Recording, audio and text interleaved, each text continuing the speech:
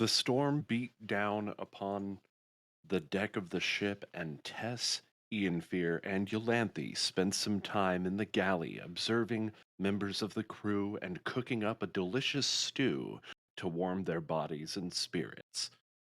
As the ship rocked violently to the starboard, some of the crew were knocked from their seats, including one Dreia Blackstrand.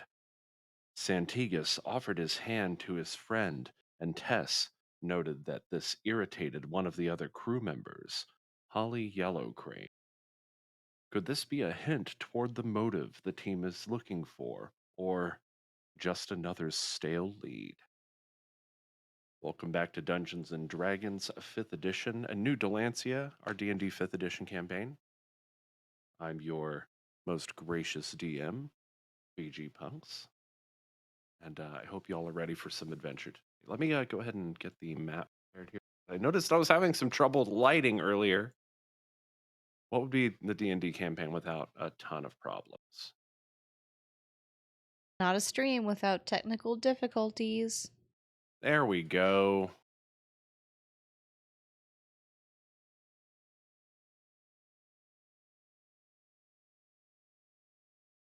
Right. So many of you who are just jumping in will probably notice that you've been placed in your respective quarters. Um, Let me see. I have the music. I don't have the music too. So for starters, we have the open ocean, and it's also dark and stormy, isn't it? And cold. We last left off with Tess and Iolanthe in the galley below deck. Holly Yellowcrane had just taken off because she was a bit irritated because as the ship continues to rock violently in one direction or the other, people are often losing their feet, and Santigus took it upon himself to help his BFF up, which seems to have irritated Holly, who took off in sort of a hurry.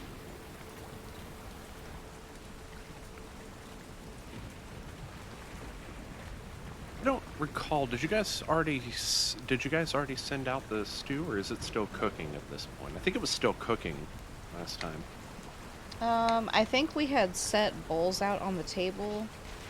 Let me double check. Iolanthe had brought a bowl to Val Phelan. We did ring the dinner bell. Santigus and Dreia helped set the bowls on the table. And that was shortly before Holly ended up leaving. So I think that the tables have been set, but we have not yet dished out the stew. All right. Well, at this point, the stew is looking like it's pretty close to being done. Not only did you, Iolanthe, not only did you bring some up for Val, but also Adam had followed you up onto the top deck. They were completely drenched with this freezing cold rain, and set out a big saucer of raw meat for you. I should Yes. say a saucer with a big pile of raw meat on it. Yeah, that's right. And Iolanthe gobbled it up. And then That's right. now she's just chilling in there with Val Phelan for the moment. Now Valen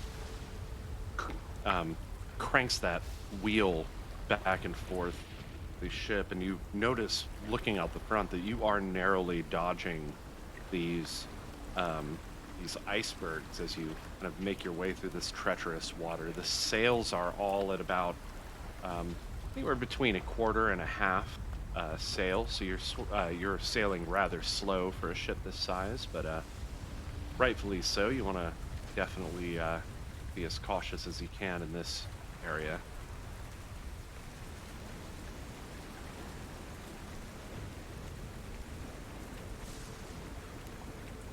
So Tess, Iolanthe, the stew is ready.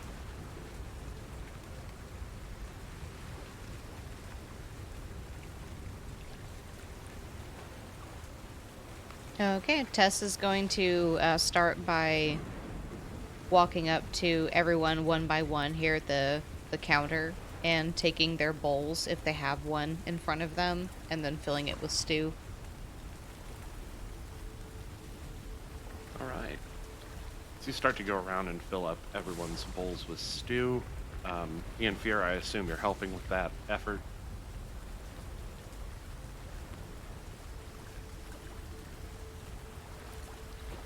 Ian Fear? Sorry, what was that? Oh, so Tess is going around filling all the bowls with stew. Are you helping with that, or what are you up to? Yeah, I guess so. Okay. Miscu and Serene, you both awaken. Um,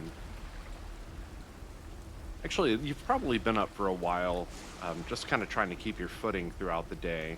We're getting towards nightfall at this point. Um, it's raining out. It's cold and wet, and well, it's freezing cold actually. There's a lot of turbulence out there. The ship is quite rocking back and forth violently, and at times you've had to do your best to just keep your footing within your quarters. I'm sorry, what time of day is this again? It's coming up on nightfall. It's probably, I'd say, late evening. Okay. Well, Serena's probably going to go down and get something to eat. So All right. move. So Miss Gudis woke up from a nap. She gets up, stretches, lights her pipe and starts to head out. As you come out of your room, you notice Serene, who is making their way downstairs.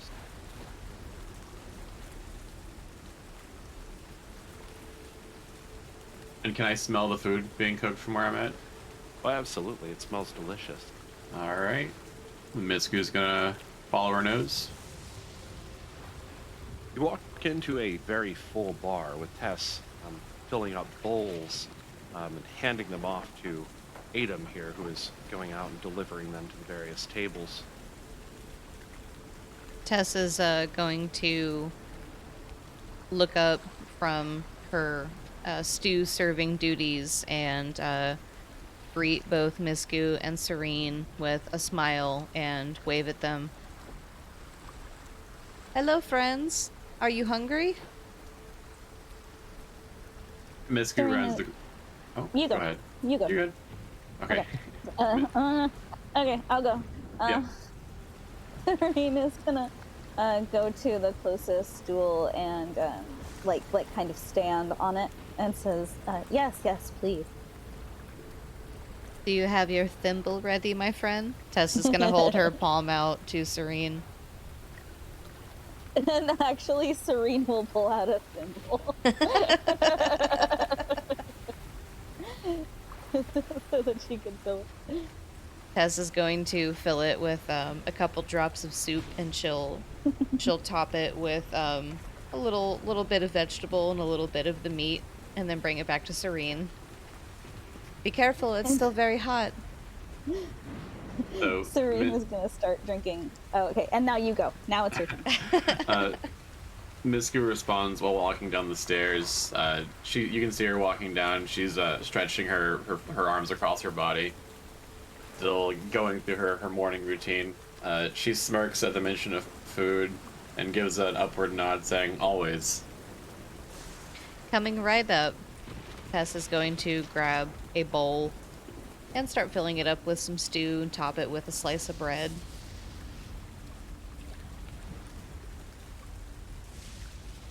As you do that, you hear footsteps coming down from the stairs, and it's this squish, squish, squish.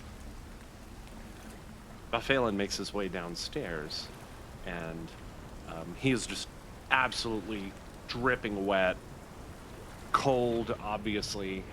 Yeah, he looks like he's freezing, and he steps up to the bar.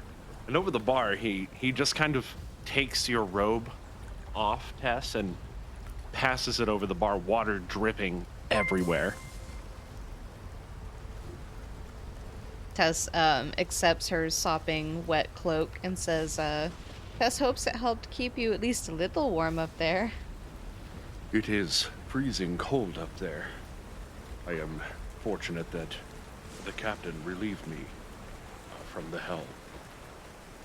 Well, let us get you warmed up with a little bit of stew.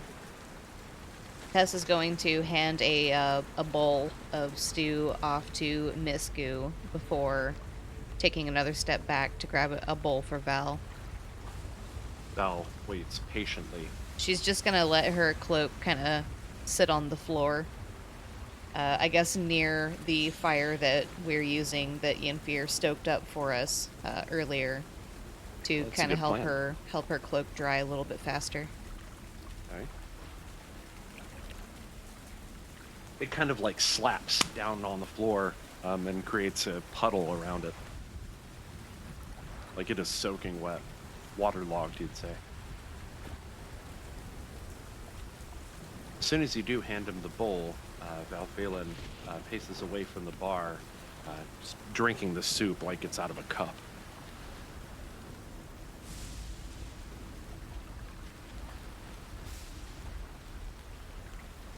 Thank you for the raid, Meowstein. Welcome in, and welcome in, Raiders.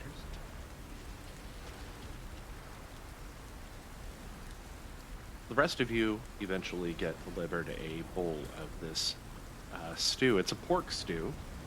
There are bits of pork in there. Iolanthe comes up to the bar and puts her paws up on the counter and like nudges at a bowl towards Tess and like kind of looks from Tess to the bowl back to Tess again. Oh yes, you could also use something warming, couldn't you, puppy? Tess is going to grab that bowl and then fill it up with a little bit of stew. Although not quite as waterlogged as your cloak, the dog, Iolanthe, is definitely it's definitely covered in water, just kind of beating on their coat. Yes, Tess can definitely pick up the wet dog smell. Iolanthe decided it would be bad manners to shake off all the water in this room full of people. Valphalin approaches one of the tables. Doesn't take a seat, but he just stands at the end of the table with his bowl, occasionally sipping out of it, obviously relaxed by its warmth. Iolanthe takes the bowl that Tess filled and in her jaws, and doesn't eat it, but she starts to take it out of the bar.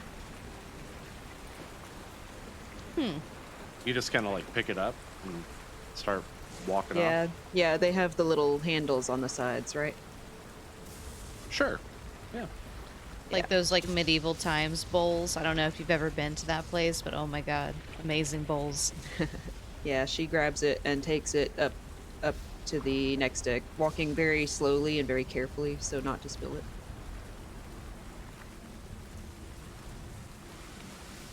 Go ahead and roll a dexterity check, please. Oh, jeez.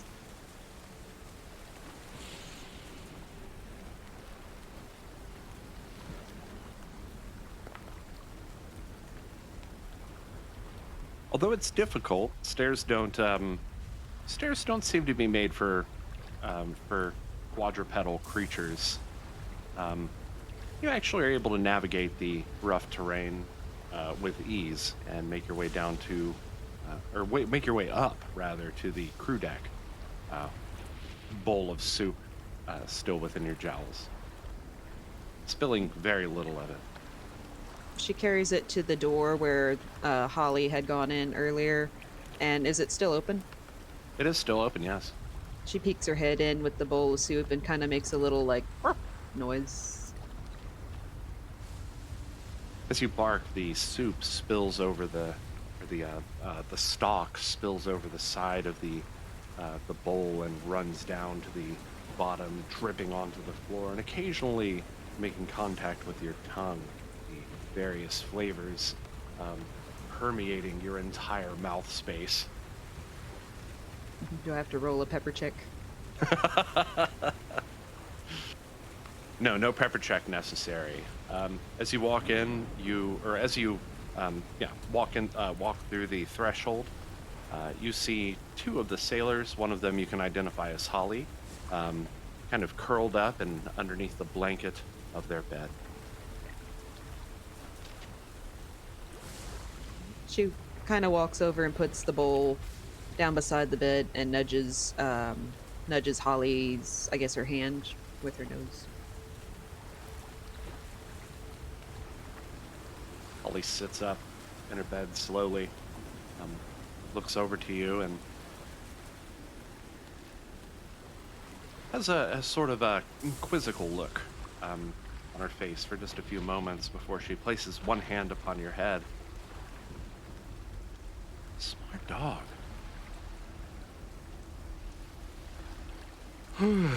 She yawns, and then notices the bowl of soup still sitting upon the floor. Did you bring this for me? Iolanthe kind of nudges it towards her with her nose and then backs up and sits down. She slowly bends over, scoops the bowl up off the floor, and stares into the mixture for a while. Smart dog, she repeats as she takes a sip from the bowl, staring directly at you, never taking her eyes off you during that time.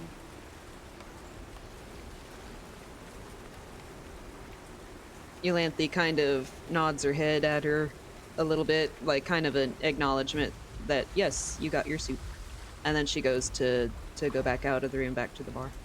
You walk away, Holly kind of tugs at the blanket over her shoulder and pulls it back up over.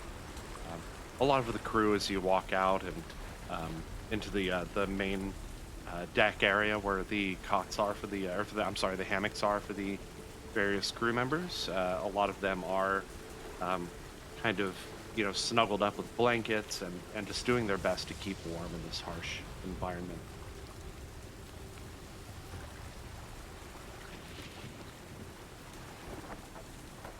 I'd like everybody to go ahead and make a dexterity save right now. Dexterity save, everyone.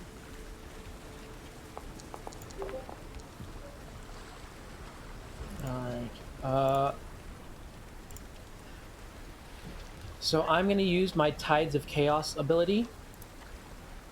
Okay. I'm going to use this will my... give me advantage until my next long rest. But essentially, what'll happen is if I ever cast a spell, it's on you. That's level 1 or higher. It's on you if you want to decide to have it roll wild magic. Okay. I'm going to use my inspiration because I always forget I have it. Okay. I'm keeping my low roll. I...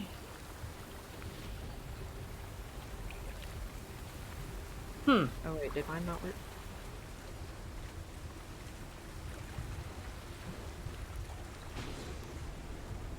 Ian, if you rolled with advantage and you still got a 6. You know what? I'm going to use that inspiration. Why not? Okay, but that does make this a normal roll. 1, You have yeah. to keep the new roll.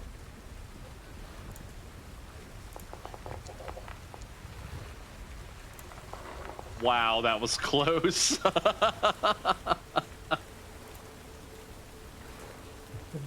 Nice, Ian Fear. Sorry, it looks like my foundry froze up, so I have to reload it. Give me 1 second. Yeah, no I worries. do see your roll, though, Iolanthe, so you are in the clear on that. Let's see, so Tess, Ian Fear... Just Tess and Ian Fear. The ship, once again, rocks violently over to the starboard side, and Dreia, once again, slips out of her seat and falls butt first on the floor. As well, the half-orc, Bogram, also kind of slips out of his seat, kind of grasps onto it, but it topples over, and he and the seat land on the floor behind the table with a loud oof. The rest, everyone else is able to keep your footing. Tess, you fall prone. Ian Fear, you also fall prone. With a 22? Oh, I'm sorry. Yeah, never mind. Yeah, that would just be Ian Fear, that you're would just fine. be Tess. Tess I was falls reading the back old on roll. on her bootay with a big oof.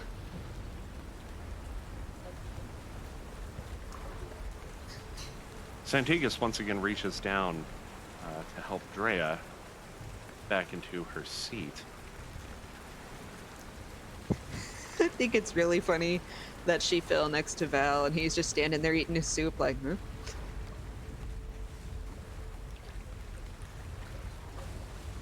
Yeah, Val kind of did his best to keep his footing. Tess is going to stand up as soon as possible, kind of rubbing her backside and saying, "Good thing Tess did not have her own bowl of soup.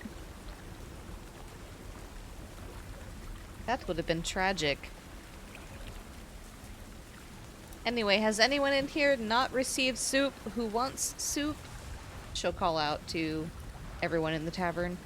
Everybody kind of looks up from their various bowls of soup, their stew that they're all kind of drinking and eating from.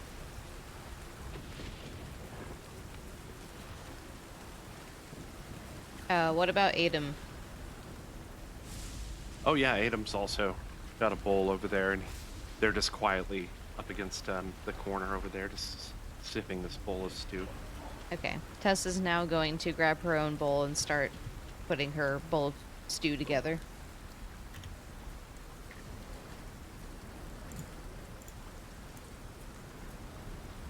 At some point, Dreia stands up, as does Santigas, and they move from their spots at the table, and they place the bowls back on the counter.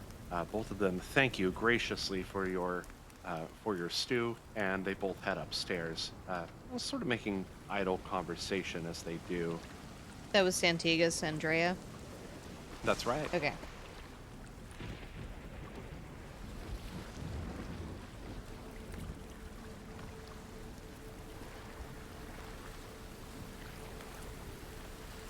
As Dreia walks up the stairs, she sort of big yawn. You guys know it's the end of the day at this point. Night shift is about to take over for the day shift.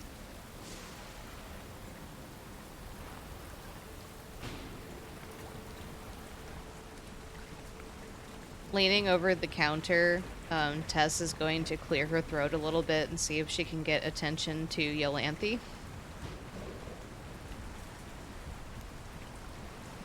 Iolanthe's ears perk up and she kind of trying to move my token on Twitch instead of on. I've done that. I've done that a lot more than I'd like to admit. She kind of comes up and puts her paws on the bar and like kind of nudges at Tess with her snoot. Tess is going to lean forward and give Iolanthe some scritches on the cheeks. And she says, "Oh, Pupper, if only Tess could know what Santigas and Dreia were talking about right now."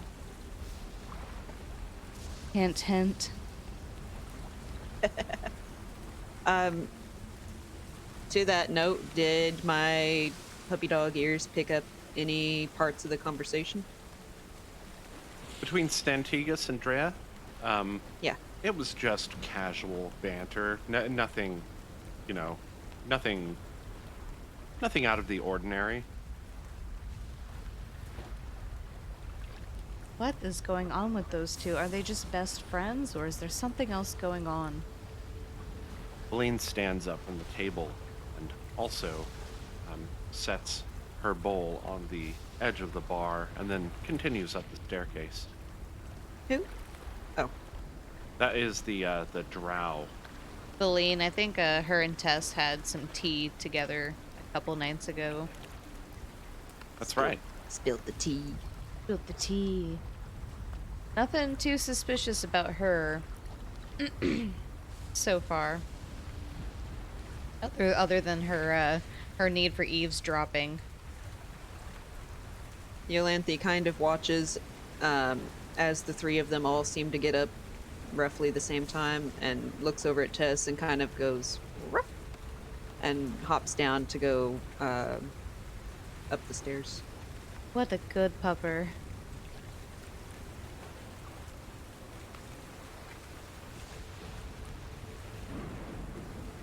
As Val sees the seat clear, he slides into position and sets his bowl down on the bar. Is there any left? Oh yes, Ianfir and Tess made plenty. Would you like another bowl? Absolutely. So Tessa's going to grab Val's bowl, and then call out, "If anyone wants seconds, please bring your bowl up now." She'll start refilling everyone's bowls.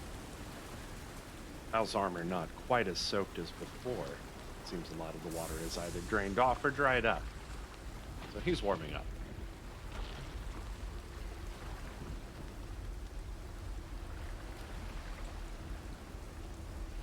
So Serene, Misku, what are you both up to?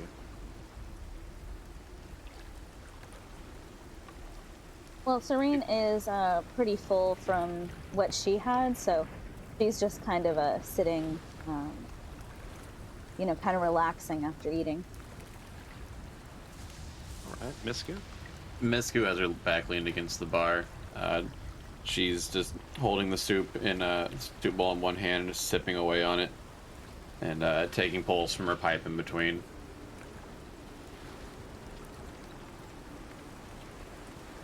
All right.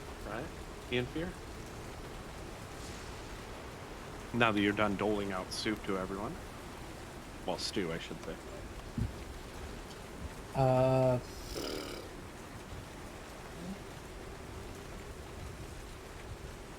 Think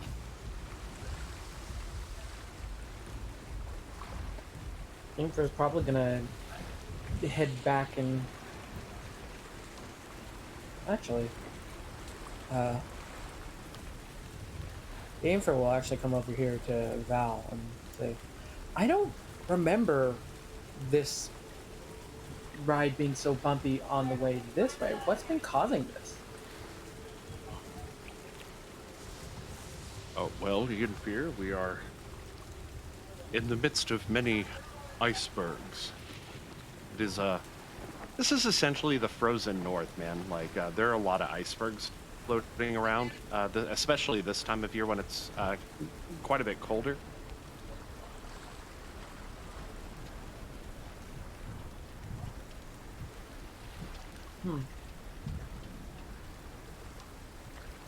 One more reason to stay south. Yes, we'll be veering southbound once we're clear of the continent to the south. Just a few more days at that.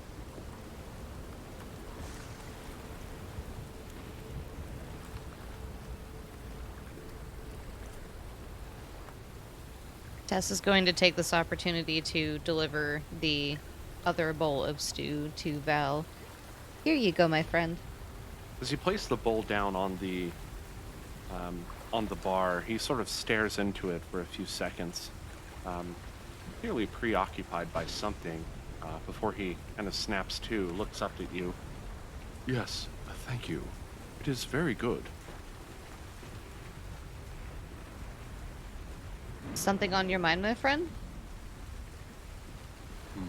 Does anybody want ale? Tess is going to call out to everyone. Alcohol helps warm the body. Val raises his hand and nods at you.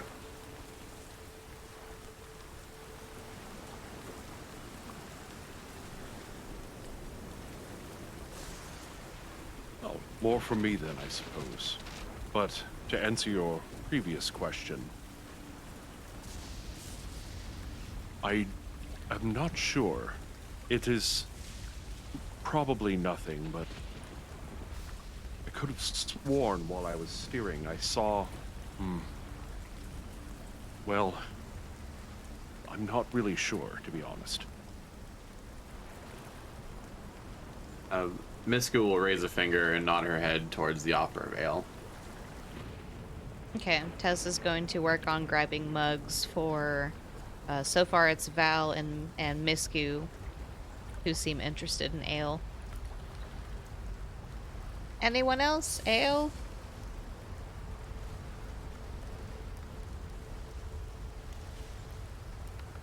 Let's see. So Kildrak and Poe, who's sitting right next to Kildrak, they're the ones right in front of Ian Fear.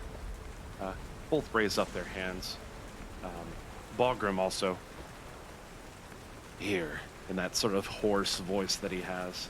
Okay. And Turid in the corner across from Bagram also raises up their hand. Right here, please. Okay, Tess is going to, after mentally taking count, she's going to start dishing out ale. Ianfear, would you like to deliver these out to the tables for Tess? That could help a lot. Yeah, sure.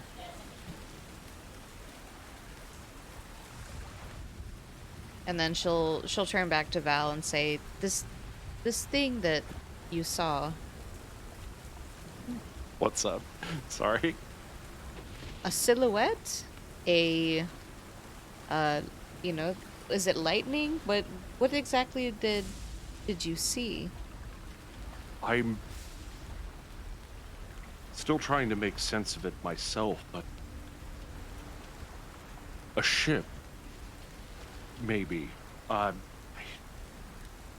There's not. I'm not sure. In fear, as you slide over the bar to go serve Bagram and Turid, go ahead and roll a dexterity save. Actually, everybody, please go ahead and roll yet another dexterity save. That goes for you as well, Iolanthe.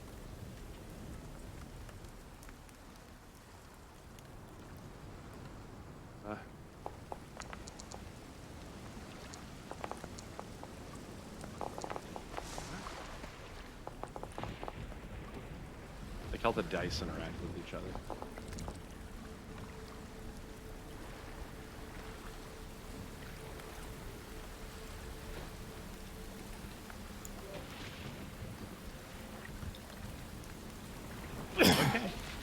So everybody are all able to keep your footing except for Serene. You have been kind of floating in one place, and as the ship once again rocks violently, this time toward the starboard, it's almost as though you stay still, but the wall that's to your east or to your right, just kind of like up and slams into your side, knocking you off balance. Serena's gonna kind of stumble and let out a little laugh and like kind of, you know, flutter a little bit to gather her balance.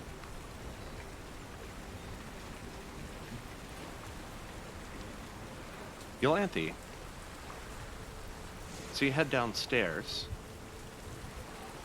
It seems like you've posted up into a corner in the shadows here. What's your intention? Yeah.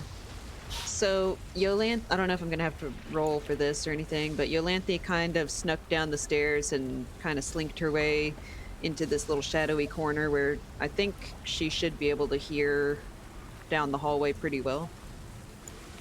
And she just kind of lays there, kind of curled up against the wall, and just kind of listening to see what she can hear. Go ahead and roll a perception check with advantage.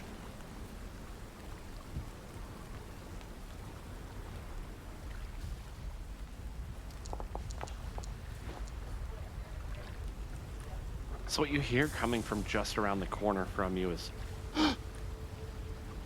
and then there's sort of a shuffle of feet. When you see Dreia appear from the room just around the corner. Iolanthe immediately stands up on alert as she watches Dreia come out. Does she look distressed or? Yes. Uh-oh. Alright, so she comes over and kind of like starts sniffing at her to see if she smells like blood, like if there was something, like if she got hurt. She has tears streaming down her face, and she's clutching her lockbox. Oof. Alright, do I notice anything about the lockbox? Like, does it look like it's been emptied, or? Looks like it's open. You can't tell if it's been emptied from your angle. Okay. Let's see. She looks up at Dreia, and kind of like nudges at her a little bit with her nose and tilts her head.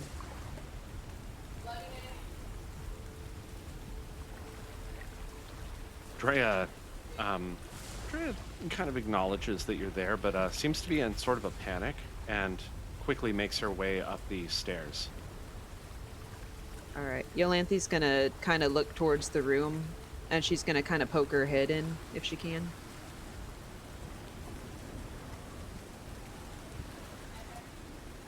As you poke your head in, Santigas is sitting up in bed and he's rubbing his head.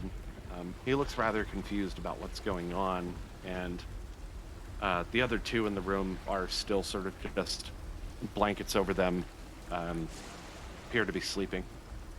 Yolanthe slowly comes into the room and comes and sits across from Santigas and kind of pokes at him.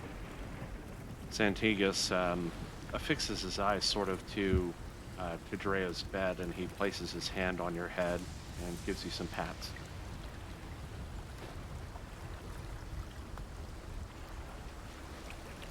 Are there any smells or, I guess not sounds, but like anything in the room that I could pick up on?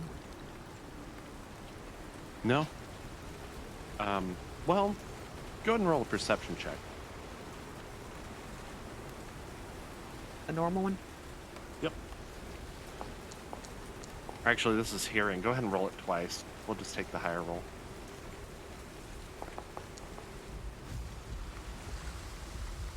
27. You don't notice anything out of the ordinary, except for Santigas, who's sitting up in his bed, not sleeping. Okay. Yolanthe's going to leave the room and go back up towards the bar. She sees I forgot her name, the drow woman. She sees across from her, and she kind of looks at her a little bit. The drow appears to be also sleeping in her head. Yolanthe looks real confused, and in her head, she's thinking to herself, I just don't know what's going on. I wish I had turned into an animal that can talk. And then she makes her way up to the bar. Okay, so everybody who is in the bar, you see Dreia come downstairs. She is quite apparently sniffling. You hear it very loudly. Those of you who kind of turn around and look, you see tears streaming down her face. She's clutching onto this lockbox, and immediately her eyes fix upon you, Tess. Being the one that she had spoke to before, she obviously feels kind of comfortable with you. Okay, after making eye contact with her, Tess is going to look at Val and say, Tess apologizes, my friend. Could you possibly take over for me for a little while? Very quickly notices that other people are starting to turn around and look, and she kind of rushes out the south door into the cargo room.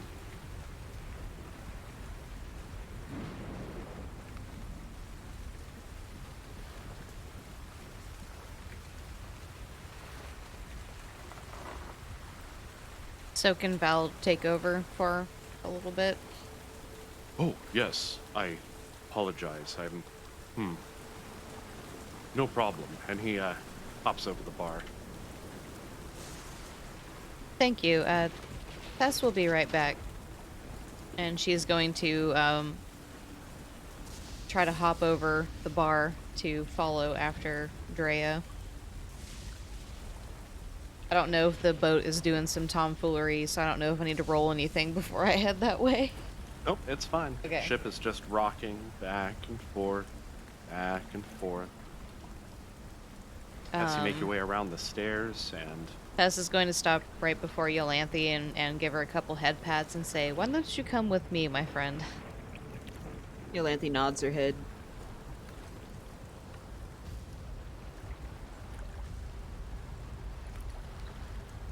Oh, door not open? No, it's no, open. door's wide open. Oh, I just had a hard time getting through. Okay. As you walk in, Dreia is turned toward the end of the aft section of the ship, and she's holding this box, this strong box. You identify it as the strong box previously that you had opened and found the earring, Yeah. and It's open and in her hands, and she is just quietly sobbing.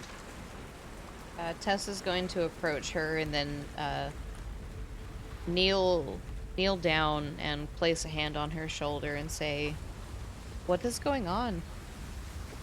She she doesn't reply like verbally. Instead, she just kind of turns towards you, still sobbing and sniffling, and um, she produces this strongbox and presents it to you. You notice that it is both open and completely devoid of content.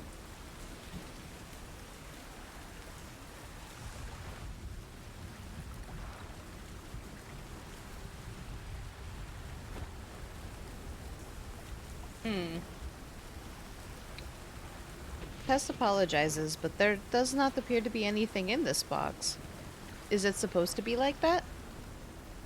Her crying becomes worse. Hey, Healthiest, welcome in. Her crying becomes worse as she just kind of nods her head and just her mouth moves, but no words come out. It's just the sobbing and sniffling, not snobbing. Oh, so she's not like saying anything, like I shouldn't be like trying to read her lips. She's trying to, but just nothing's coming out. She's having too much trouble. She's crying. Tess is going to kind of like awkwardly rub her shoulders like very stiffly because she doesn't know what exactly to do. Before kind of reaching for the lockbox and saying, may Tess and Iolanthe here, our dog friend, figure out what's going on?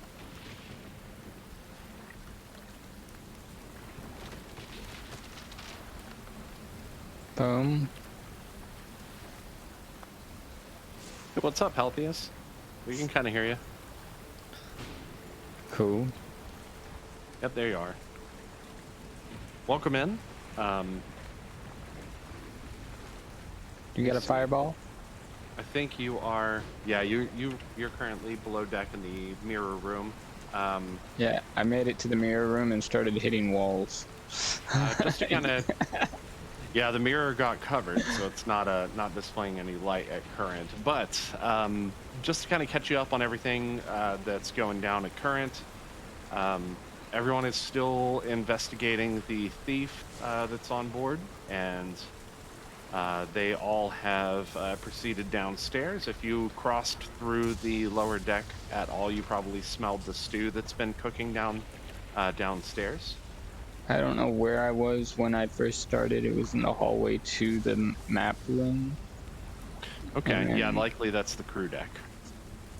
Alright, well that's where I started, but I ended up going back to the map room and going into the mirror room, and it's dark. It is dark. You can probably kind of make out the mirror.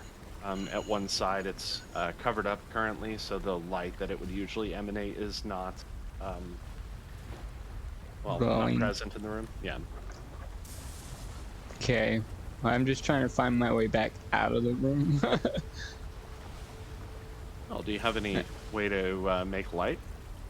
I think I do, actually. Or would you rather just kind of feel around? Well, as long as I'm not taking damage, I think I'm okay. I probably do have a light spell. Hey, look at that, a light spell. Or, like a, just anything like a candle or something you could use as a light source, even a match. Right, hang. I don't know, what's in my inventory? I don't think I have a candle. I could be wrong, though. But... oh, come on. But, yeah. Okay, spellbook. There. You do have an oil flask. Let's see. You have a tinderbox. You have you do have at least something you're able to make a Does that fire help? with. Oh yes, that actually does help. You touch one. There's no large any dimension. Spell and object had bright light in a 20-foot radius. What are you touching in this case? The floor.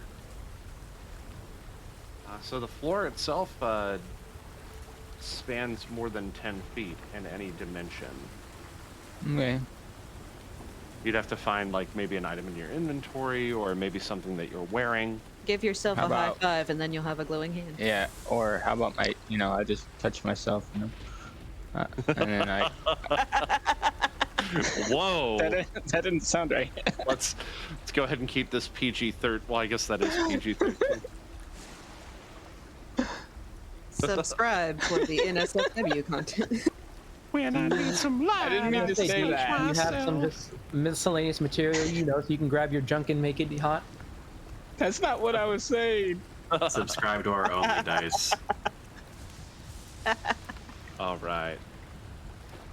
So you kind of touch the robe that you're wearing, and it starts to emit a light for you. One Right. moment, please.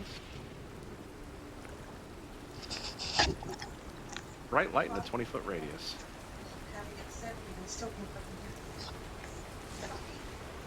And dim light for an additional 20 feet. There you go. It is quite bright in here. All right. So give me one moment. I'll be right back. Okay. Back upstairs. Back upstairs. Dreia finally sort of catching her breath, I suppose. Or kind of like, reconstituting herself. Hands you the box. That was everything I had.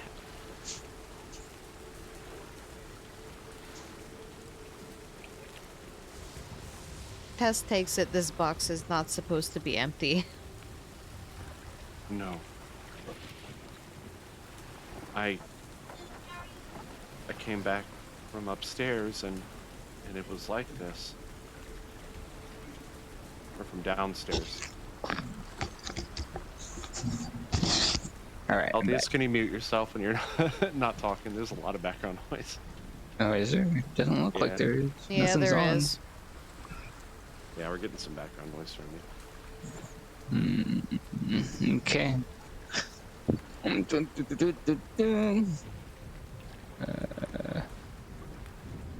Also, are you gonna, were you still trying to come up from the mirror room? Yes. All right, you can now see the stairs pretty plainly. Or the ladder, rather.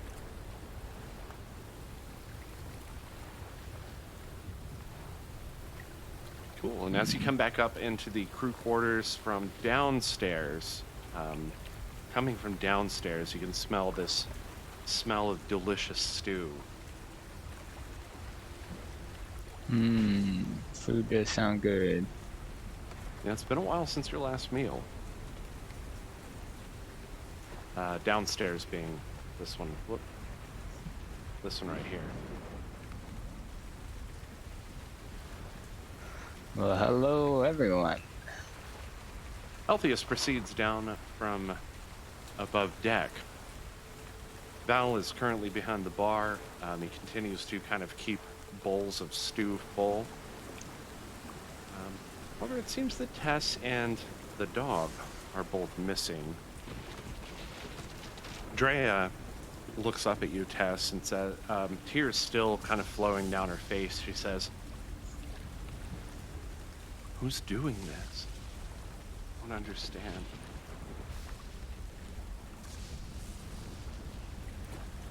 Would you mind What? possibly giving Tess a list of things that were supposed to be in this lockbox? I'll do my best. I'll go and write that up right now. Is there anything else?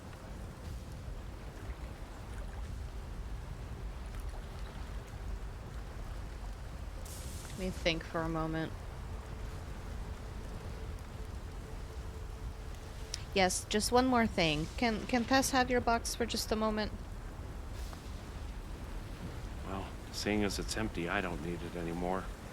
Tess is gonna take the lockbox over to the dog and present it and say, "Do you smell anything or anyone on this box?" That's not here. That's in the next room, so you probably can't hear it, Helpius. Right, just throwing it out there.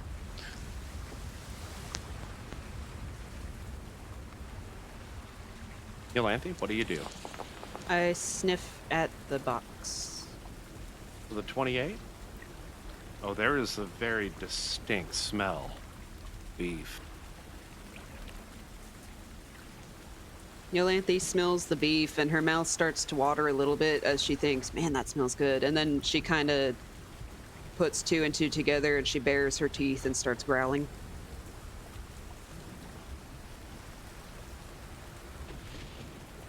Tess is going to return the lockbox to Dreia and say, "It's nighttime, right? Or it's heading toward evening?"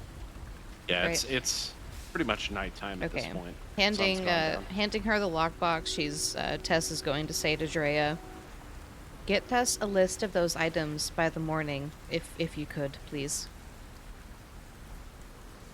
Otherwise, hold this box close to your heart. Have a good night." And she's going to leave, kind of motioning for the dog to follow her out of the room. Ray kind of stays behind, kind of staring at this empty box. The rest of you, Tess and the dog, emerge from the south room.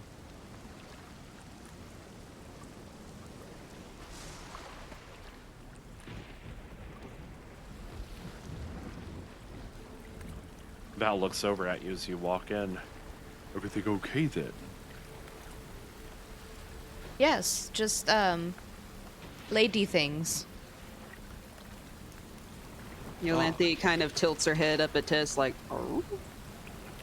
Is that like spicy things? Probably. Either way, Tess is very sleepy. Time to get to sleep. Good night, everyone. How strange. Tess is obviously trying to not cause a scene in front of everyone in the tavern, so she's just going to try and leave, all the while motioning for the doggo friend to follow her. Good Like night. the last time I saw Tess was like in the mirror, right? Yeah, in the mirror room. Or, well, that was when I was going through the mirror. That's right, yeah. You've been kind of cooped up for the past few days, or for the past couple of days, I'll say. It's been probably about 2 days since that happened. You kind of stashed yourself into your quarters, and you've been kind of going over the entire scenario in your head ever since. Okay. Sounds like what I was doing anyways. Few things are clear to you after being in thought for so long. The first, that it's apparent that this Grotto person, the crow-like Kenku, is in need of your help. The second thing, that there is a person on the other side of the mirror, obviously named the Lady, who is, well, to be feared otherwise, at least by the Kenku. Whether or not that person poses any threat to you in this realm is still a bit unclear, although it is thought that the Lady had something perhaps to do with the disease that's now spreading through the greater part of Siuk.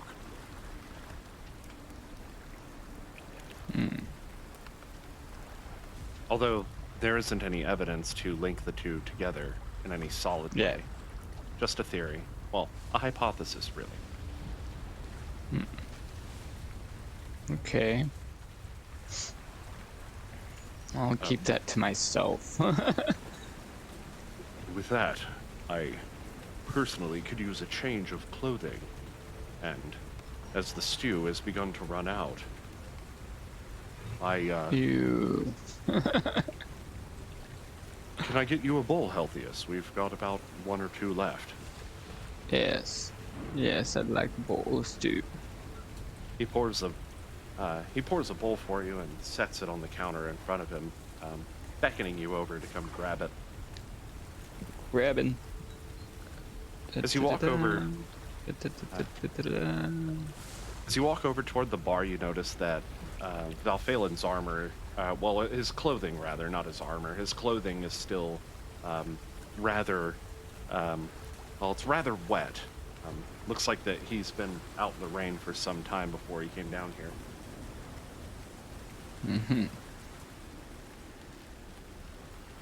Misku's gonna set her bowl on the counter and grab her club up on the way out, and she's gonna head to the top deck and take a look around.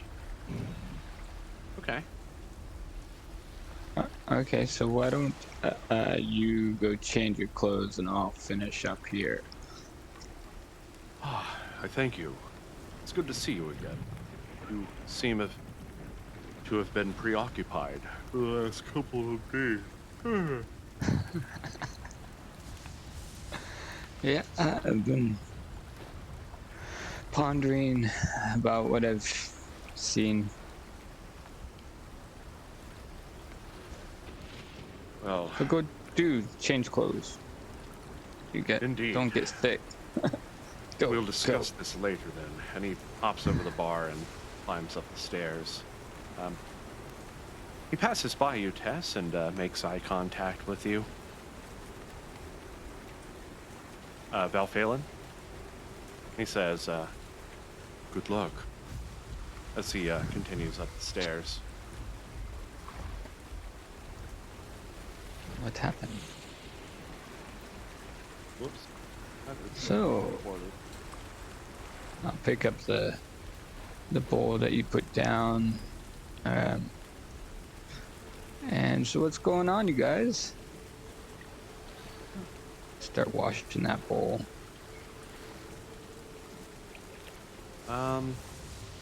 Everyone at the bar, kind of quiet. I guess they're sort of trying to go through everything that just happened. Kildrag sort of leans over the bar.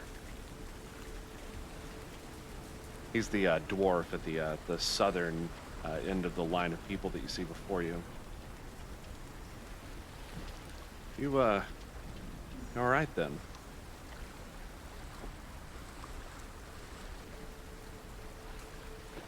You Yeah, why getting so gone? all the long faces? Like, you guys aren't talking much. We're all tired.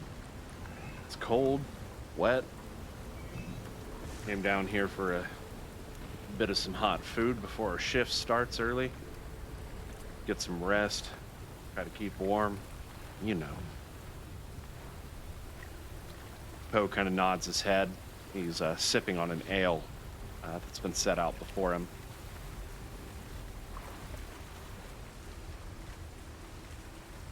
Serene, you're pretty close by. You're hearing all of this go down. In fear, kind of close to Bogram, who tends to trail in and out of what you think to be kind of talking to himself. He seems to be kind of mumbling just to himself.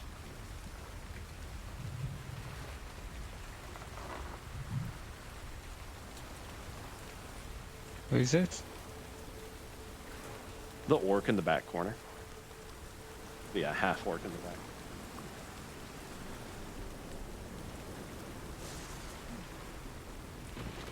In fear, I think you're muted, man. Okay. Yep. Okay, Welcome what were you back. saying, Serene? Oh, I was just gonna say, Serene, because it's later in the day, right? Like this is pretty much like nighttime. Like Yeah, the night's just falling right now, so Okay. just about bedtime, if you will. yeah, so Serena's gonna head up and try her best to dodge the raindrops when she gets up because they're a little bit heavier than what she's used to.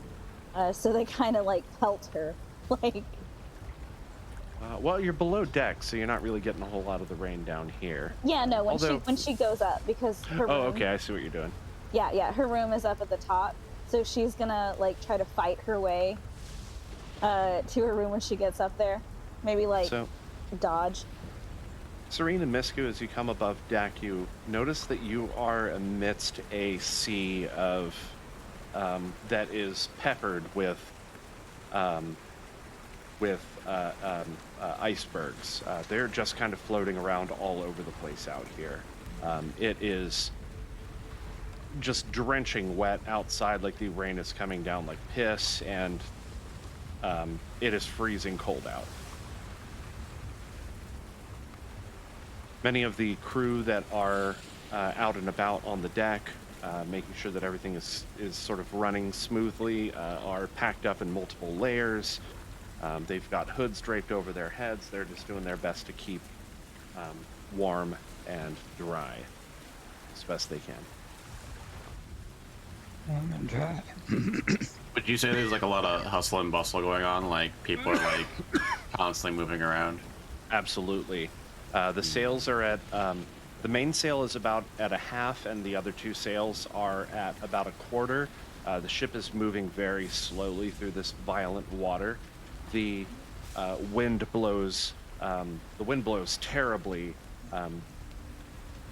probably from the port side of the ship, as the rain just sort of continues to just beat down on the deck. The sailors kind of rush back and forth, grabbing ropes and yanking them and tying them off, just trying to keep everything secured. Up on the aft castle, Antarius cranks the wheel one direction and the other to try to keep the ship in line with its trajectory and out of the way of the ever so nearby icebergs.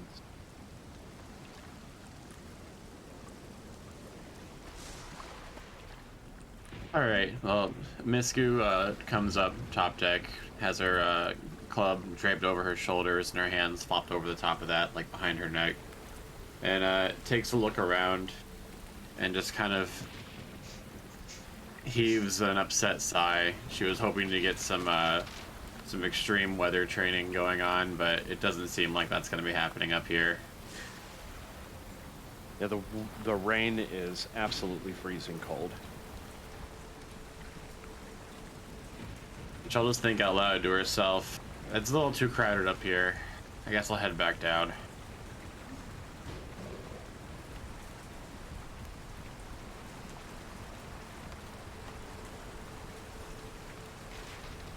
Serene, go ahead and roll a dexterity save.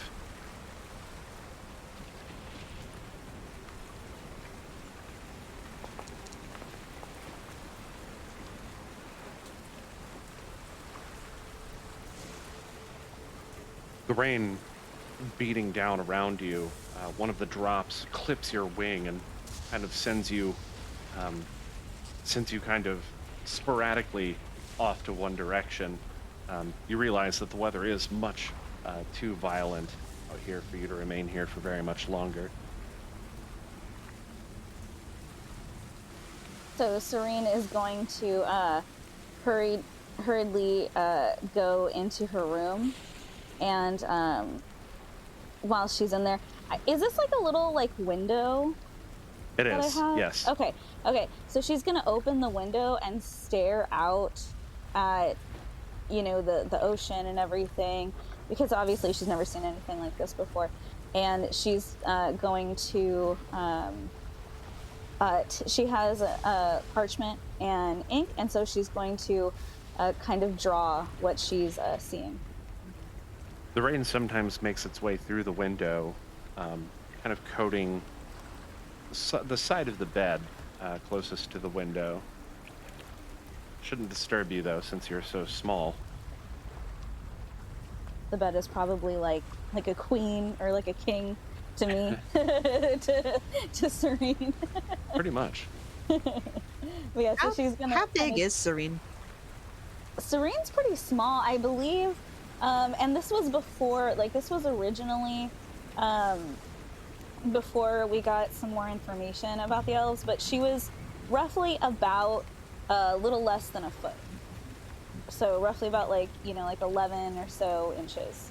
Yeah, just about. So a very, very, very, very, very, very short elf. Fairy, She's actually. a fairy. She meant fairy, not elf. Oh, I'm Oh, sorry. okay. But to be fair, the elves are fae, so... Yeah, true. All right.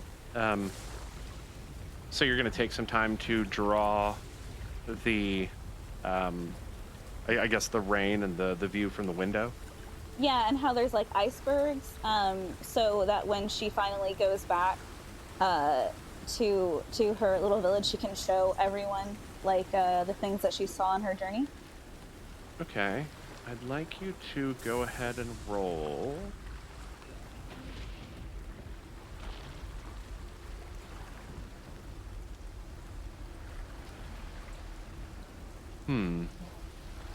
Let's go with a sleight of hand in this case, because I don't see that you have like a tool proficiency for it.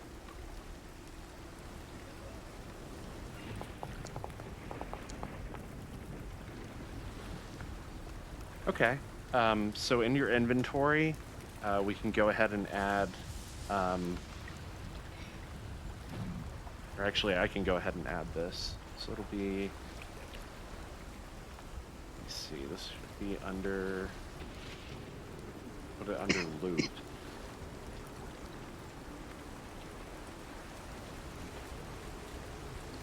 Oh, right, there it is. Okay, so this is going to be 1, 3 ocean drawing. Or actually, yeah, we call it a sketch. You don't quite have an easel or anything in here, so you're just kind of sketching. Mm-hmm.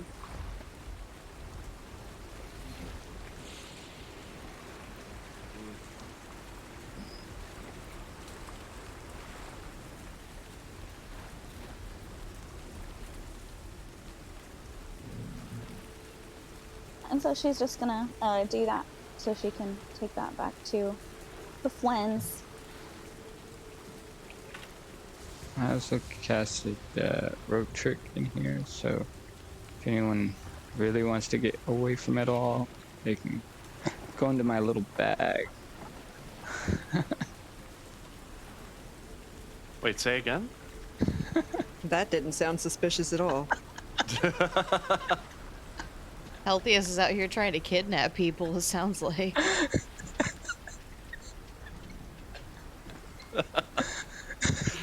So what are you doing? People that give him a tug. That's all.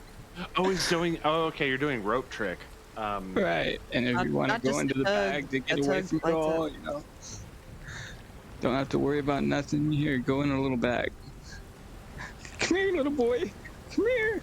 So, Ian Fear, this is about what you see go down right now.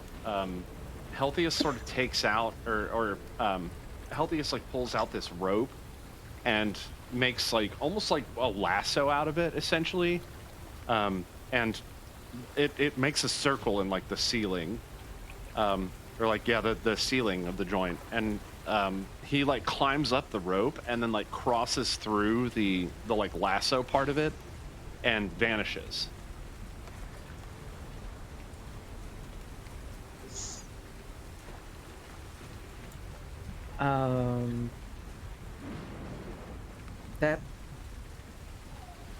That certainly is unusual.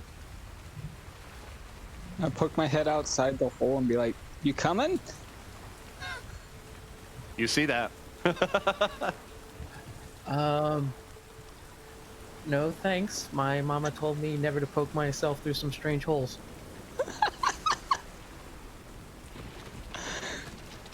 Right. Did you listen to your mama? At least not until they buy me dinner first. We're gonna go ahead and cut to the just upstairs where Tess and Iolanthe and Misku have convened. What's everybody doing here? Well, Where Tess is was she? about to head into this room right here. Iolanthe is following Tess at her heels. So Misku comes down the staircase from the upper deck.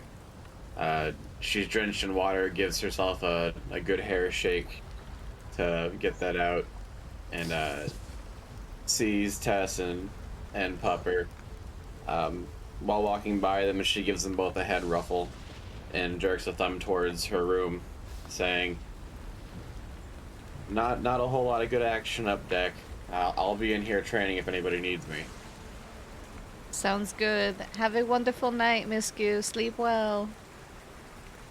And Miss Goo's gonna go to her room and just start until she can't anymore doing push-ups, sit-ups, and crunches.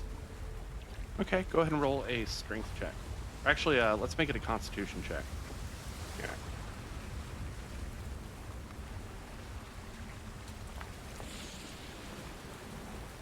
Okay.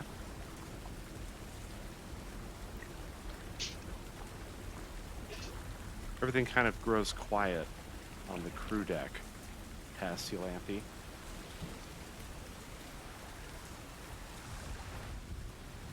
We're just gonna slip into this room right here. You see Tess pop open the door and slip into the room, closing it behind you. Okay, my friend. What did you smell on that lockbox? Iolanthe kind of paces around the room a little bit, like sniffing underneath where the door is to try and make sure that it doesn't sound like anybody's outside. And then she kind of sits down and faces towards Tess, and a little patch of fur at her neck glows green, and her wolf eye glows orange, and she starts to transform back into her elf self. Such an amazing trick. Tess wishes she could do that. Iolanthe doesn't respond. She just kind of stares at Tess for a really long time, like really awkwardly long time. Did Tess say something wrong? Iolanthe kind of makes a couple of little whimpering noise. Like she has this like straight 1,000-yard stare look on her face. And then finally she kind of blinks her eyes a little bit and like seems to kind of refocus. And she looks at Tess and she's like, Tess! Like real suddenly. This startles Tess and she jumps a little bit. Yes? What did you learn? Sorry. And Yolanthe's kind of like suddenly fidgeting with her hands a lot, and then she kind of pats down at her pockets and she pulls out her little pan flute and just kind of holds it. And she starts to play on it, but kind of thinks better of it and just kind of holds it while she kind of talks. But she's like, yeah, the box. Right.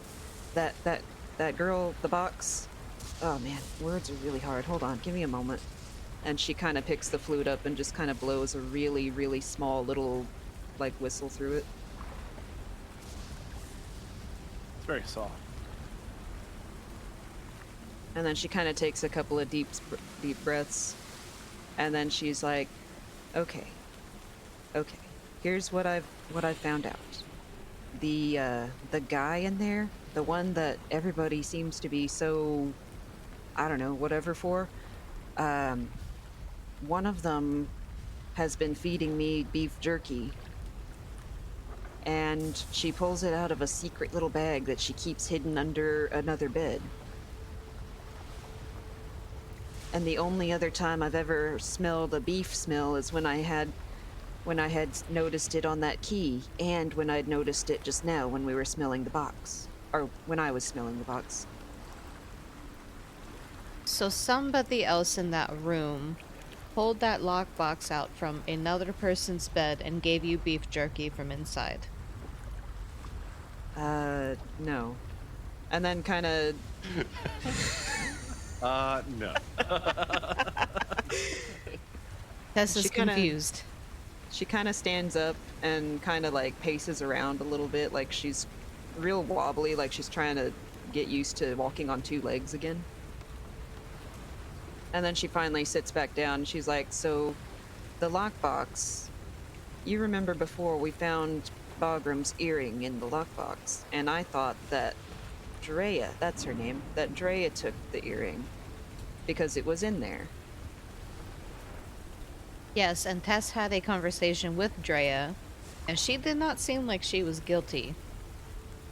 No, I don't think so. Now I think she's being targeted for some reason, but I don't know why. She anyway, she had the key to the box, and when I smelled it to try and pick up some clues, it smelled like beef, which is weird because I've never smelled beef on the ship anywhere. And I looked everywhere, even in the kitchen and the bar, even in all of the rooms. I didn't tell you about that, by the way. But I never found any source like that until I went into their room.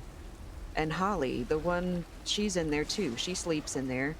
And she found, or she brought out a little bag that she had hidden somewhere in the room under one of the beds. And in the bag she had some beef jerky, and it smelled like beef. Holly has been experiencing a little bit of frustration, it seems like, when it comes to Dreia and Santigas's close relationship. Yeah. Tess originally thought it was the drow, Beline, but Beline seems very nice, just a little shy, possibly having a crush on Santigas as well. Well, when you gave me the box a minute ago, it smelled like beef, and it's empty. And before there was a whole bunch of stuff in there. It was all, ugly, but it was there.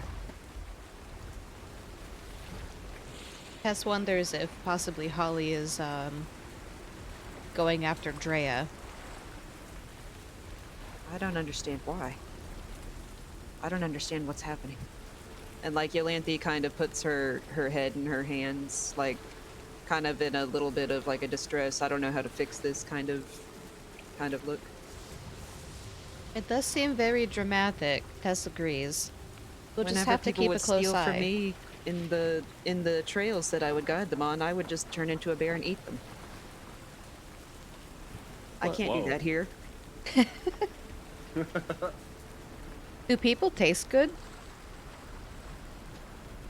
When you're a bear. That makes sense.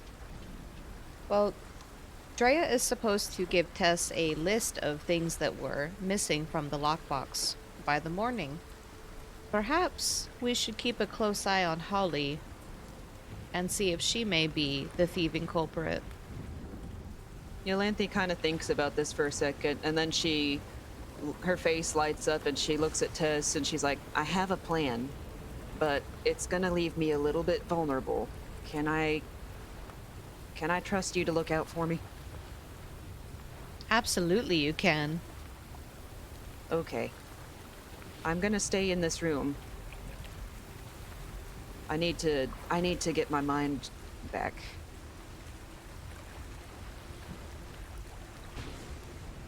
That makes sense. Do you need a roommate, or should Tess just keep guard outside? Just keep watch. You'll know when I'm ready. Sounds good to Tess.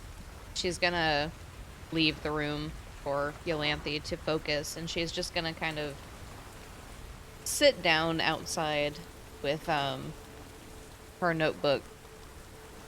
One moment, if you please. And then Iolanthe stays in the room and she kind of breathes a little bit and looks down at her little pan flute and kind of touches it to her pendant. And then she puts it back in her pocket and settles down to meditate. Tess, as you walk out of the room, holy shit, a ghost. Also, Miska, you probably noticed this out of the corner of your eye with the door open there. There is the illuminated silhouette of what appears to be a male humanoid, and it's there for just a moment. And that kind of poofs into thin air. It seems to lock eyes with you for just a second, and then it's gone. It was glowing? Yeah, it was illuminated, yeah. Okay. Misku stumbles out of her doorway, club raised, just as it disappears. Yeah, nothing's there. You can't really tell if that's something that you were just seeing or if it was something that was actually there. Tess is going to blink a few times and then rub her eyes. And then look up to Miscue and say, Did you see that? From the corner, over near some of the cargo, you can hear this like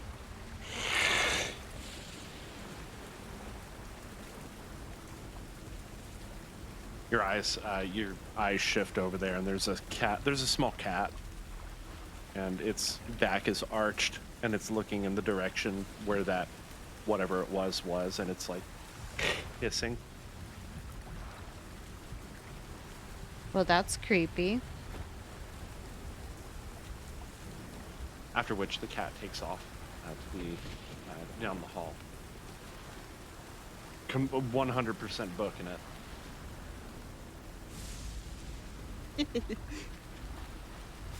So did it look like this glowing human was exiting this room across the hall, or was it just kind of like hanging out and then it disappeared? You can't tell. It didn't look like it was moving, Okay. but it very well could have come out of that room. Okay. That is something that Tess could only describe as a no thank you. Tess is going to sit right here and study until she falls asleep. Good night to you, Ghost, and good night to you, Miscue. Miscue kind of just stands there, scratching her head now with her club over her shoulder with the other arm, just looking befuddled by the whole situation. And she looks back to Tess and goes, "All right, I guess I'll go back to training, but I'm gonna keep the door cracked." For everybody that's on the lower deck of the ship still at the bar, you see Dreia emerge from the southern room, closing the door behind her. Actually, these were already open. She closes the door behind her and starts making her way toward the stairs. Bogrum looks up from the table in the corner. Where you Shifts going? just... What's up? I'm gonna pop my head out and be like, "Hey, where you going?" You can see that, like, tears are kind of just drying up, streaming down her face. She looks at you and her mouth moves, but no words seem to come out. You see a head pop out of the ceiling and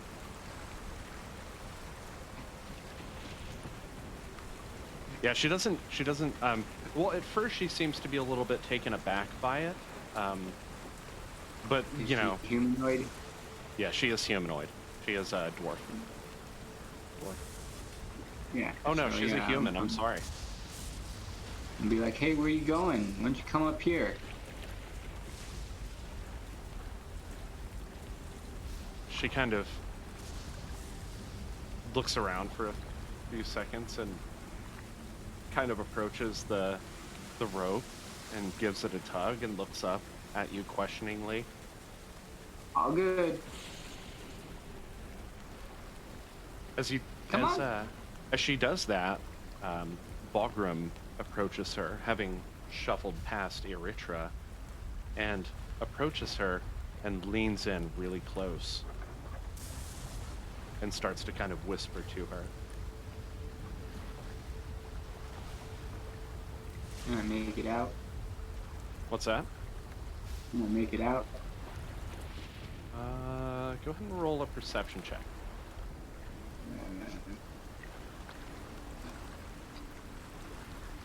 Just 1 second.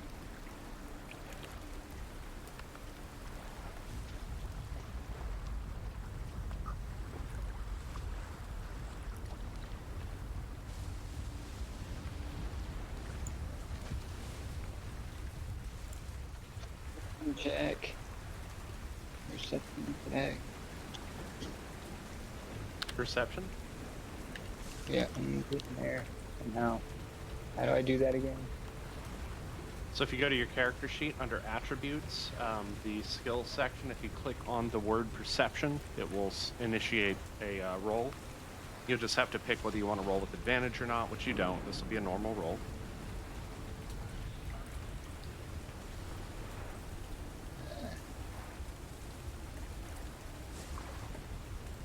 Yeah.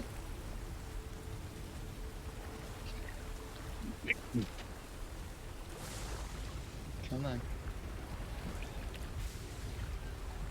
Ianfear, I see your mic lighting up, but I don't hear you talking or anything. Yeah, it's picking up background noise. Oh, okay.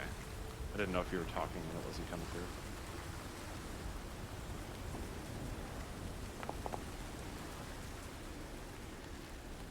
Did he do anything? Yeah, it rolled. Yep. So I'm gonna go ahead and I'm gonna use my Bend Luck skill by spending, I think it's 2 sorcery points, and I'm gonna add a D4 to the roll from Healthiest. Okay.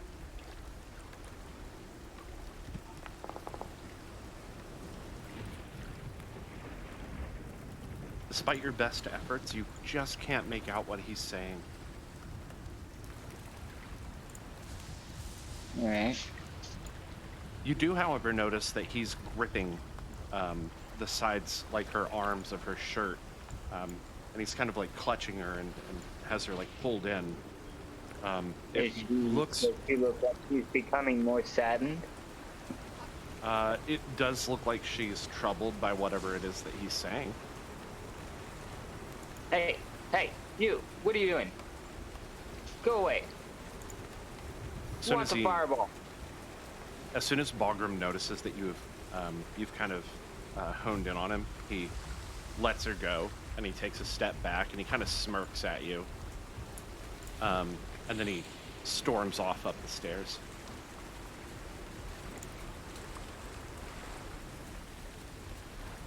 Yeah, that's right. Run away.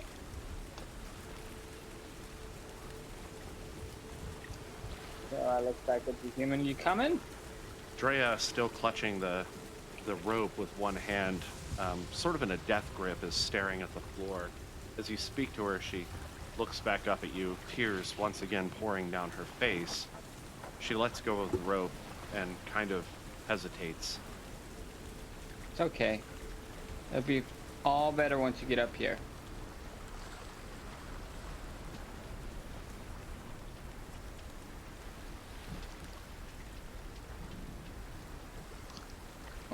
Or you don't have to. It's okay.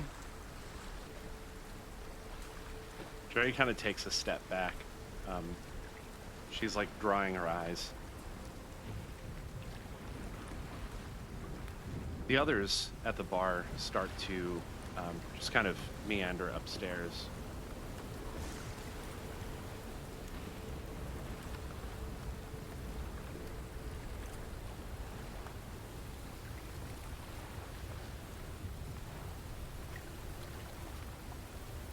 What are you doing, Alpheus?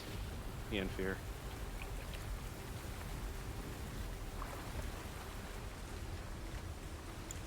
I mean, I'm watching over Dreia, just making sure everything else is okay when everyone else leaves. Turid approaches Dreia and reaches out this really stout hand and muscular arm and places her hand on Dreia's shoulder. Everything okay? He, big, stupid, only knows intimidating. You, strong like Turid. Okay, bye-bye now, and walks up the stairs.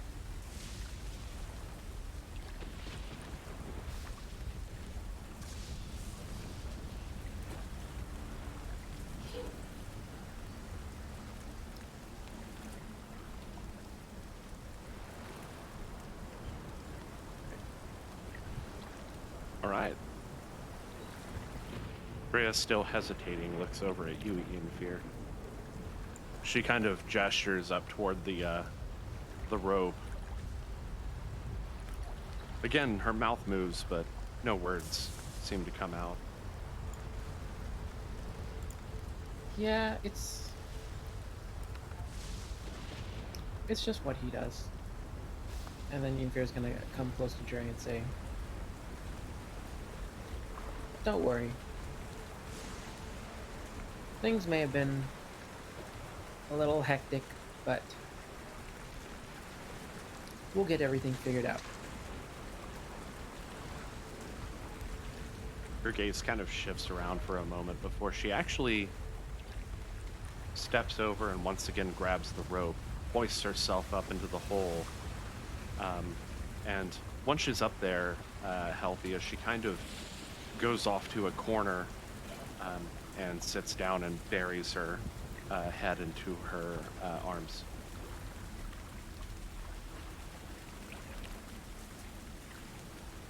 You can hear her quietly sobbing.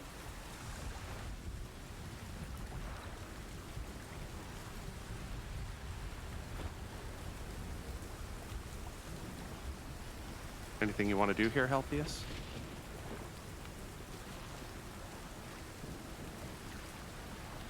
Helpius, can you hear me? I think I'm muted. Yep. So yeah, I'll be like, anything you want to talk about? She picks up her head for a moment.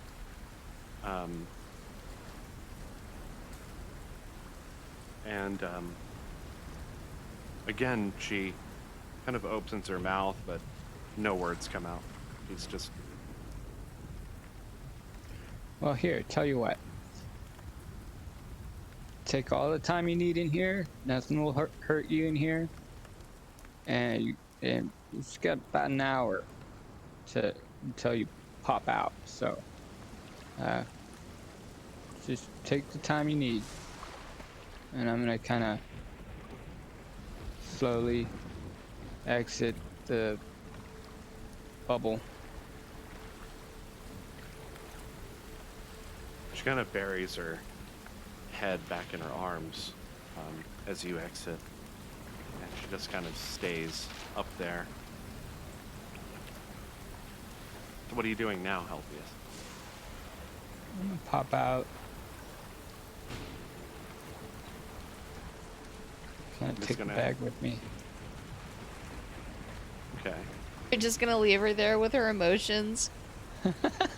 That's so cruel. What the hell? Aww. Maybe that's just what somebody needs sometimes, though, right?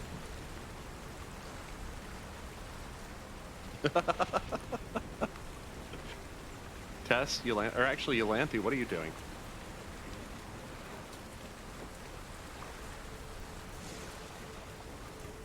Iolanthe has spent some time, well, she is currently spending time meditating to kind of regain her composure, we'll say.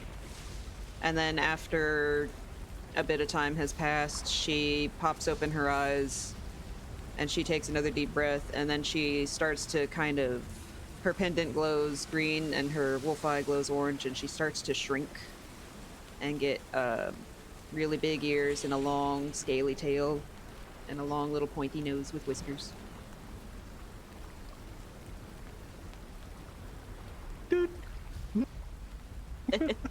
And once she gets her rat form, she kind of sits there for a moment until she feels more comfortable in this new skin, and then she comes over to the door and kind of pokes her snoot underneath the door and tries to crawl underneath it.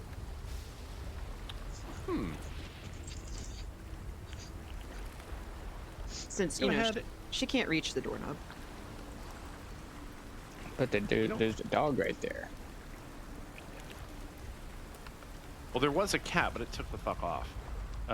Actually, no, you're pretty easily able to get underneath the door. You just kind of squeeze your way underneath, and Tess, a little rat appears just out from underneath the door. Yeah, Tess. Aww, little ratty baby.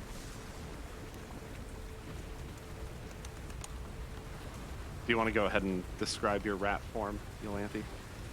Most of Iolanthe's animal forms have been some form of kind of a muted, like mottled, really kind of scraggly looking brown. The rat form is actually a very like black, like super black coat. Even her tail is kind of like a dark gray. Her ears are still a bit notched, and her left eye, I think it's the left one, is still that same kind of strange wolf color, wolf pupil with the X-shaped scar over the side of it.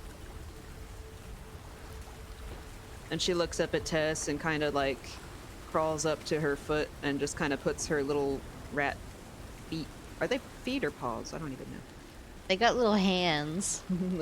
little rat hands on her foot to kind of be like, hey, it's me. Tess places her hand down to like offer to pick up the rat.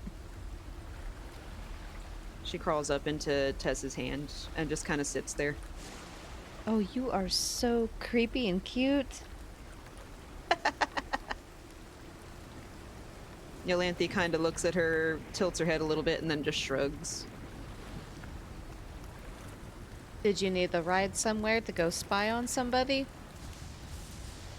Iolanthe kind of points with her, she kind of picks up her tail in her front paws and like points it towards the door where Dreia and Holly and Santigas are all sleeping. Okay, Tess is going to kind of tuck the ratty up under her shirt on her shoulder and then stand up and start heading toward that room. Altheus, after a time, Dreia emerges from the walking sack.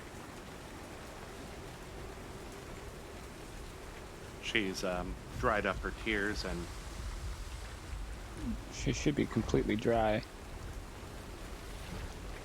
And refreshed. Thank you. And I just nod. Well, I'll be off to bed then. Mm-hmm. Good evening. Good night.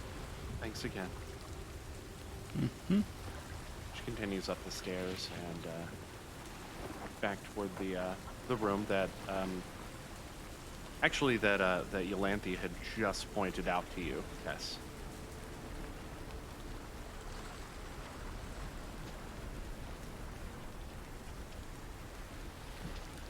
Okay.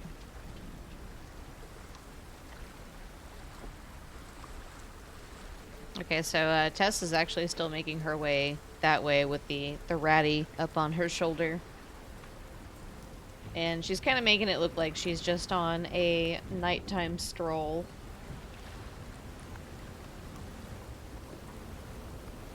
And we're just going to stop right here. As you approach the room, you can hear some kind of quiet, almost whispering coming from beyond the door.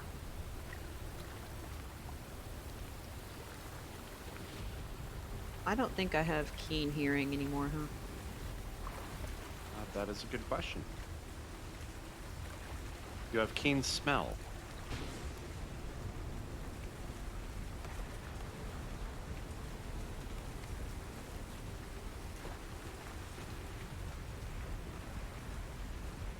That doesn't mean that you can't listen in, though. Yeah, I was about to say, can I still roll to see if I can hear what they're saying? Yes, you can. You just can't do so with advantage. It'll be a normal check. You have a 25. Tess, are you also going to be listening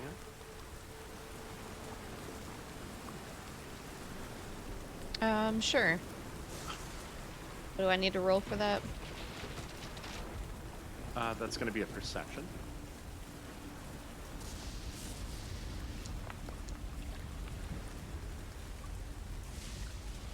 Tess, you can't quite make out what's being said in there, but Iolanthe, you're getting a pretty good gist of what's going down. You hear the voice of Santigas coming from the side of the room just across from where you're standing, and he is addressing what you assume to be Dreia. Everything all right then?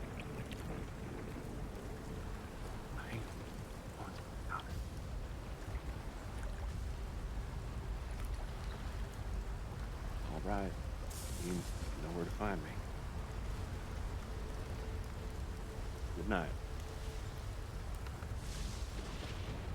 Tess is gonna try to pick up Iolanthe and try to gently plop her on the floor to enter the room if she wants to go spy a little bit more. As it's kind of like as she's walking by the door, she's just gonna like lift her hand out to her side and try to drop the ratty off. Yeah, Iolanthe crawls pretty much down. Is Tess wearing her cloak or no? Yes. Okay, she kind of crawls down the edge of the cloak and arrives at the floor beside the door, and she kind of looks up at Tess for a moment, and then she tries to wriggle her way under the door. Oh, the door to this room is open. Oh, well then she tries to very quickly scurry in without Roll being a stealth check. It's a rat! With advantage, by the way.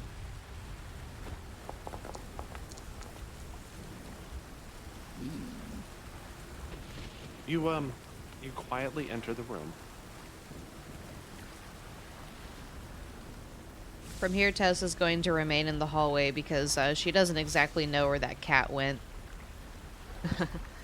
As soon as Iolanthe gets into the room, she immediately tries to scurry under the nearest bed to get some cover, which I assume is Bogram's right here on the right.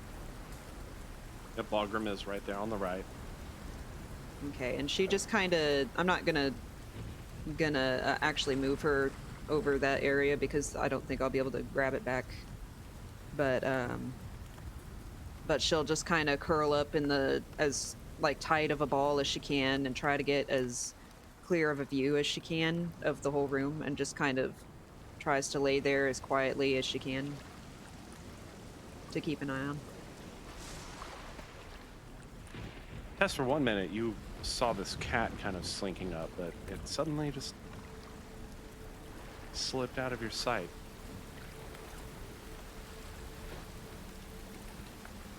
Can't hear you. In a moment of panic, Tess is gonna kind of scramble around and see if she can figure out where the cat went. Here, kitty, kitty, kitty.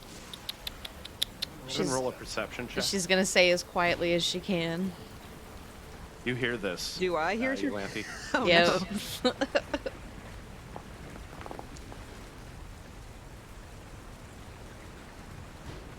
Tess, you're able to spot the cat. It's kind of slinking in the shadows close to the wall over here. And it is just around the corner from your rat friend. Tess is going to take a step forward and then try her best to quietly close the door. You know how when you... You know how when you like get in a cat's way and it like doesn't seem to mind and it's still like wiggling its butt and it's about to pounce? That's pretty much what this cat does up to the point until you close the door. And then it's like trying to get under the door. Iolanthe watches the little cat paws come under the door and starts laughing at it and squeak.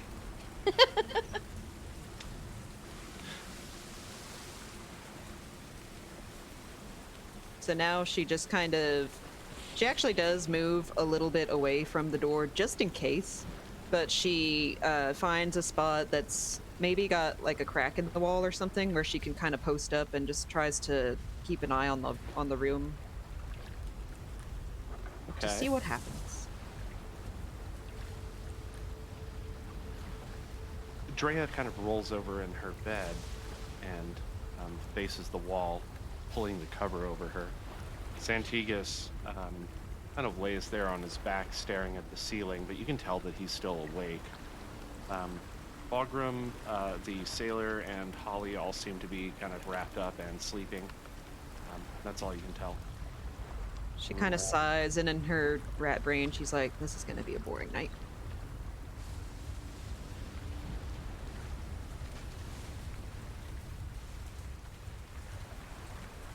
Looking around the room nearby, though, you notice there are a few, what looks like some crumbs on the floor. What kind of crumbs? Well, they're a little bit further away. You'll have to move up toward the bed at the northwestern part of the room. Well, I guess it's not really northwest, but... Oh, no, I'm not falling for that. But... that is all the time we've got for today. We'll have to pick up the rest of this story next time. So be sure to join us next week, Sunday, 5 to 7 p.m. here on the VGpunx channel, where we will continue our campaign, New Dalancia, Dungeons & Dragons 5th edition. I hope to see you all there as well. Keep your eyes on my Twitter page and other social media for other news as we continue through the campaign. And, maybe I'll start spinning something else up. We'll see. Otherwise, be sure to check out the link to our Discord down in the down below. Everyone is welcome to join. But until next time, I'm VGpunx, your most gracious DM and friends, and we're signing off. Keep a song in your heart. Bye.